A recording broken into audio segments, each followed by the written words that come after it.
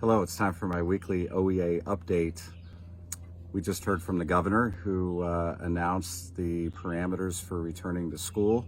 While I'm sure many of us are relieved that we at least have some clarity in terms of the direction that school districts can go and what the limits of those back to school plans are, we were very disappointed that so many of the public health guidance pieces were issued as recommendations and not as requirements.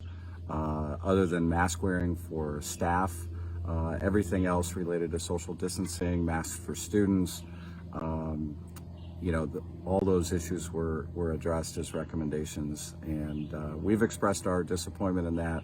But we know now, regardless of what the state level guidance was going to be, that every school district across the state has really important decisions to make in terms of what reopening of schools is going to look like, how much is going to be in person, how much is going to be online.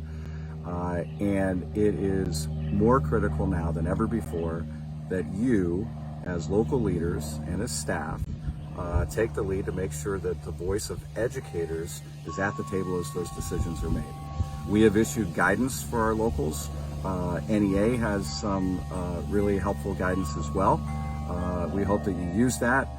We hope that you as local presidents are having conversations with your LRCs, you as LRCs are having conversations with your local presidents, really to put together the plans that make the most sense for your members while protecting health and safety as a top priority. We want also to make sure that you have all the help that you can get as we make critical decisions on how to provide accommodations whenever possible for people who are particularly in at-risk situations. And more on that is coming, but we're going through a lot of training with staff and leaders this week on that issue. This past week, we've finished the virtual NEA Representative Assembly. I want to thank nearly 300 OEA members who participated as delegates. I want to thank in particular our staff who provided support to make the RA successful, both our Ohio caucuses and our experience with NEA. And I want to particularly give a shout out to Kim Richards, Dan Greenberg, Stacy Recker, and Jeff Wensing, who served as Ohio's PAC captains and helped Ohio delegates raise nearly $45,000 in contributions to the NEA Fund for Children in Public Education. It was great work. We were reminded during the Representative Assembly of just what's at stake in this November's election. We heard from Joe Biden. Joe Biden talked about his commitment to listening to educators, making sure that educators have a voice at the table. Of course, he's married to an NEA member, but he talked about the importance of investing in public education and making sure that we do not have a privatizer in the office of Secretary of Education.